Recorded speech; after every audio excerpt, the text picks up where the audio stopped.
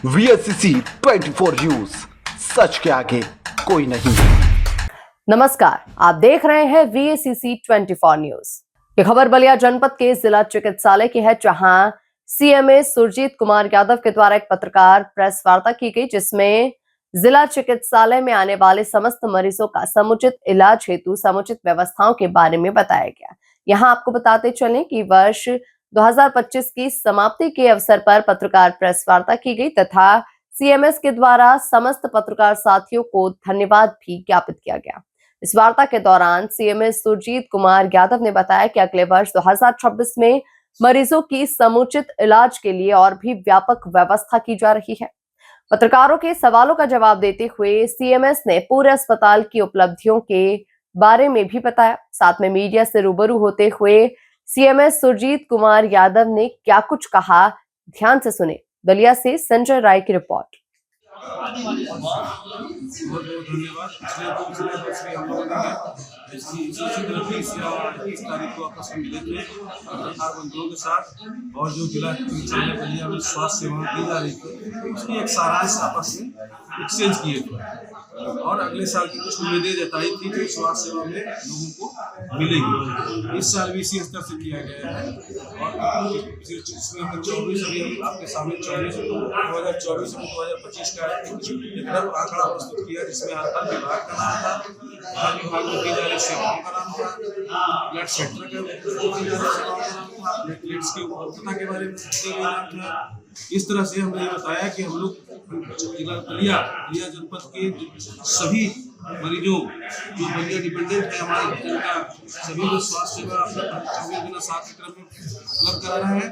हमारे चिकित्सक की उपलब्ध होती है, हमारे पास सरकार की दी हुई सारी निःशुल्क दवाएं हैं, सेवाएं हैं, और साथ साथ हमने ये भी उम्मीद जताया कि अगले साल सरकार हमारी जो सेवाएं कमजोर पड़ रही है उसको हम लोग अगले साल और आगे बढ़ाएंगे, क्योंकि कुछ हमारे जो मार्गदर्शन प्राप्त हुआ है जिसके क्रम में हमें सोलर पैनल लग जाएगा, तो सारी बिजली वाली समस्या कभी ना आएगी बीच में इंटरप्ट होकर के। उसके बाद हमारे पास CCU अगले साल हमारे माननीय प्रयासरत है कि 50 बेड का CCU अपने जिला चिकित्सालय परिसर में बन जाए। इसके लिए भी हमारे जनता का भला होगा, जनता हमारे तोड़ेंगे नहीं। अलग दूसरी बात, और सबसे बर्निंग जो आजकल चल रहा है वो मेडिकल कॉलेज को लेकर के, तो हमारे आपको बता दें कि आज ही मेडिकल के प्रिंसिपल साहब भी आए हुए हैं, उनको लेके भी जरा हमें दिखाना है क्या क्या प्लान जिला चिकित्सालय में बन सकता है। और आए दिन जब HR की रिक्रूटमेंट हो जाएगी, डॉक्टर के रूप में, फैकल्टी के रूप में, स्टाफ नर्स के रूप में, फार्मासिस्ट के रूप में, तो हमारे जो अब तक दी जाने वाली संतोषजनक सेवा है और भी उत्कृष्ट सेवा की तरह अग्रसर है।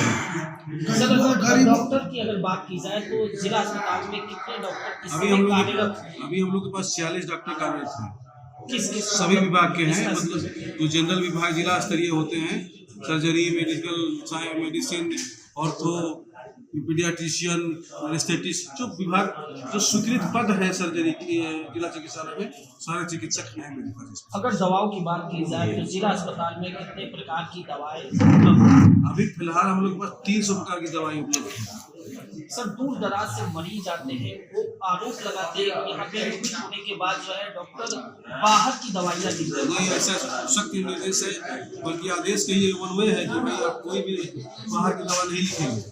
सरकार द्वारा दी गई सारी सुविधाएं हमारे जनमानस तक पहुंचनी चाहिए, वो भी निःशुल्क। और ज्यादातर लोग रेफर हो जा रहे हैं। देखिए, रेफर एक ऐसा शब्द है, जैसे मैं बताऊं कि जो आप देख रहे हैं जनपद में, आप बैठे हुए एक्सीडेंट की मात्रा आप रोज के रोज रिपोर्ट कर रहे हैं, एक्सीडेंट की सीवियरिटी को भी आप देख रहे हैं, मेरे साथ आप खड़े भी रह रहे हैं, सर ये इसकी स्थिति बहुत गंभीर है, इसकी स्थिति गंभीर है। हमारे यहाँ इसको देखिए ट्रॉमा सेंटर का निर्माण हुआ है, तंत्र क्यों कि हमारा इतने सुविधाओं के बावजूद भी लोग रेफर सुनिए, इसलिए मैं एक्सप्लेन कर दूंगा कि क्लियर हो जाए आपके। ट्रॉमा सेंटर हमारा लेवल 5 का है। इसका मतलब सिर्फ यही है कि पहला घंटा जो है गोल्डन आवर जिसे कहते हैं, उसमें हम बहता खून को रोक दें, ऐसा नहीं कि खून बह के आदमी मर जाए, टाका लगा दें, जो भी तरीका होता है, तो मरीज को स्टेबल कर दें। स्टेबल करने के बाद यदि वो मरीज लगे कि इस पर सुपर स्पेशलिटी चाहिए, हमको ब्रेन सर्जरी चाहिए, हार्ट की सर्जरी चाहिए, ऐसी कोई बात है तो हमारे पास सुपर स्पेशलिटी सेंटर नियरेस्ट जो है BHU। सर पीकू वार्ड कब तक चालू हो जाएगा? पीकू वार्ड के लिए हम सारी जो मांगे हमारे नोडल है डॉक्टर अनुराग सिंह, उनसे मैं ले चुका हूँ कुछ वो, और आगे भी देती हूँ सीओ साहब कुछ मांगे हैं जो आवश्यकता है मांग पर पूरा हो जाए उनका स्पेशलिस्ट के रूप में, कुछ और उपकरणों के रूप में जो भी हो। नए साल में क्या मिलेगा?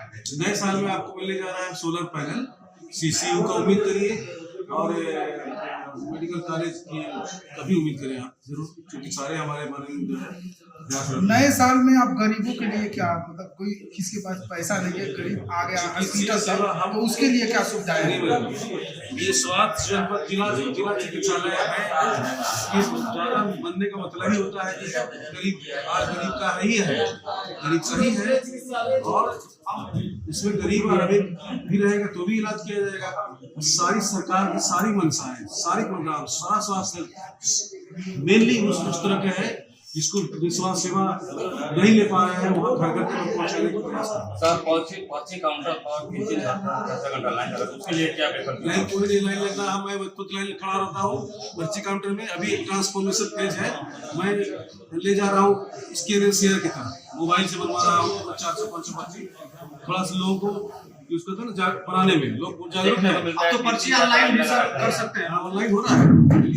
3-4 घंटा लाइन लगा नहीं, है ऐसा और कई लाइनें लगा होती है, उसके बाद भी भीड़ कम होने का नाम नहीं लेता। नहीं, भीड़ कम नहीं हो तो मरीज की संख्या है अच्छी है, मरीज बढ़े और इलाज करें, अस्पताल का परफॉर्मेंस अच्छा हो, वो तो अच्छी बात है कि आपका लोग आ रहे बढ़ाया जा सकता है, लेकिन वहाँ भीड़ नहीं लग रहा है। वहाँ क्योंकि मैं खुद खड़ा होकर मैनेज कर रहा हूँ, मुश्किल से यदि ऑफलाइन भी ले रहे हैं तो 20 मिनट मान के चलिए, 25 मिनट।